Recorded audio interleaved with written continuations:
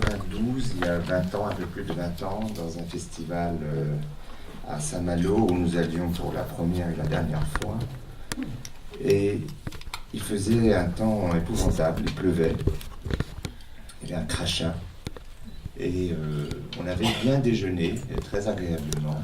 Et on était allé dans le lieu de ce festival, qui était assez éloigné, quelque chose comme 800 mètres. Et au moment où on arrivait, sous la pluie, tout d'un coup, Antonio Tabouki me dit « Il faut qu'on retourne au restaurant. J'ai oublié mon filtre à cigarette. »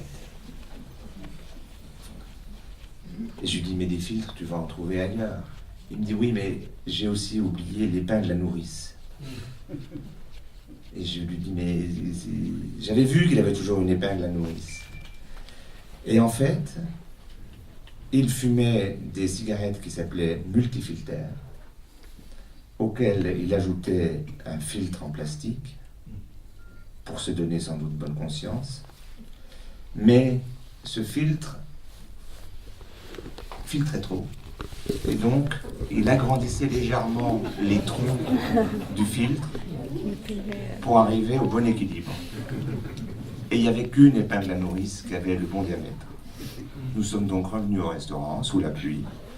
Il était très heureux de récupérer son épingle à nourrice et il a été d'excellente humeur pendant tout le week-end. Je pense que je pourrais parler pendant des heures d'Antonio Tabouki, mais lui-même disait toujours 1 heure, pas plus. Un'ora non di più. Il disait après, il y a les livres. Donc, on va s'en tenir à 1 heure. En l'absence de Tabouki, le titre n'est pas de moi, mais je le prends au vol, car je le trouve très beau. Il m'évoque un peu ces petits cartons qu'on glisse parfois dans les livres, hommage de l'auteur absent de Paris. Et il dit le manque et l'impossible tentative ou tentation d'y remédier ou de s'y substituer.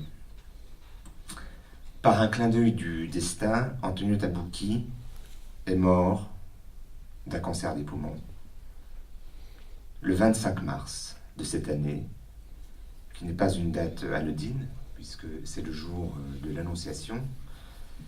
C'est une date qui n'est peut-être pas très marquante dans le calendrier français, mais qui l'est extrêmement dans le calendrier toscan, au point d'ailleurs que dans la Toscane du Moyen-Âge tardif et de la Renaissance, c'était le premier jour de l'année. L'année ne commence pas le 1er janvier, mais le 25 mars, qui est donc ce moment de l'Annonciation, à savoir la visitation de l'archange Gabriel à la Vierge Marie, qui, dans la profération de la phrase et de la réponse par Marie du Fiat mihi secundum verbum tuum, conçoit la vie du Christ.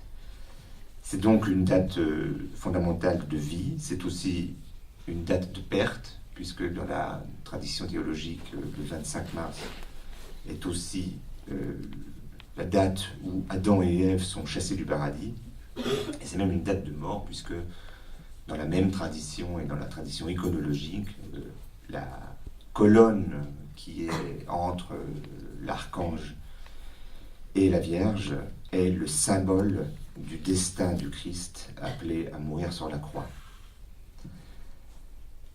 Ce sont des signes de destin pour Tabouki, parce que toute son œuvre, ou son esthétique, que je dirais une esthétique modeste, une esthétique soustractive, est placée sous le signe de la visitation angélique. Alors il y a beaucoup d'anges, il y a beaucoup de catégories d'anges. Il y a les anges à plumes, et il y a ceux beaucoup plus inquiétants, beaucoup plus dérangeants, qu'il appelle les anges à pelage ras, qui piquent. En 1990, en fait on s'est connus en 1987, dans des conditions au fond assez taboukiennes. C'est-à-dire que j'avais été invité par une collègue, j'enseignais à l'époque à l'université de Pise, Je rentrais, j'étais extrêmement fatigué, je rentrais d'un voyage. Elle m'avait dit, oh, c'est dommage, j'aurais voulu t'inviter avec Tabouki ce soir. Je lui ai dit, non, mais je suis fatigué, mais ça, je viendrai volontiers. Je suis arrivé à ce dîner et il y avait ce qu'on appelle en Italie un tutologo. C'est-à-dire les tutologues, c'est ceux qui ont quelque chose à dire sur tout. Et, et c'était un excellent tutologue, c'est-à-dire qu'il n'a pas arrêté de parler pendant toute la soirée et pendant tout le dîner. Et on se regardait parfois et on se faisait un clin d'œil, un petit sourire comme ça, et on ne parlait pas. Et le lendemain, il m'a appelé très gentiment et il m'a dit, ce serait bien peut-être qu'on se revoie pour un dîner parlant. Et voilà, notre amitié est née dans le silence. Et c'était quelque chose peut-être de l'ordre de la prédestination, parce que je crois qu'on s'est beaucoup plus compris encore qu'on ne s'est parlé. En 1990, on a fait quelque chose qui correspondait aux techniques de l'époque, à savoir le fax. Et on a fait un entretien, un très long entretien par fax, pour une revue défunte qui s'appelait Quai Voltaire. Et cet entretien, en plusieurs échanges, c'était des longs échanges, c'est-à-dire des longs textes de 3-4 pages de fax à chaque fois, s'est intitulé Antonio Tabouki à l'écoute. C'est-à-dire que ce titre apparaissait parce qu'il s'y définissait comme quelqu'un qui avait simplement de bonnes antennes et qui, modestement, recevait avec toutes les lois de l'hospitalité les anges qui venaient lui raconter des histoires ou lui suggérer des histoires. D'ailleurs, plus généralement, Tabouki était quelqu'un qui entrait dans un café, qui s'asseyait et qui, assez naturellement, à chaque fois, il commençait à discuter avec quelqu'un, un voisin, etc. Et je ne sais pas par quel effet de prêtrise, les gens lui racontaient leur histoire, très volontiers, ou lui racontaient des histoires qu'il utilisait ou non ensuite, et que parfois il donnait. Je me souviens par exemple d'un jour où il m'a raconté l'histoire d'un écrivain italien qui avait vendu ses archives à une université américaine, mais il y avait très peu de brouillons parce qu'il tapait tout à la machine.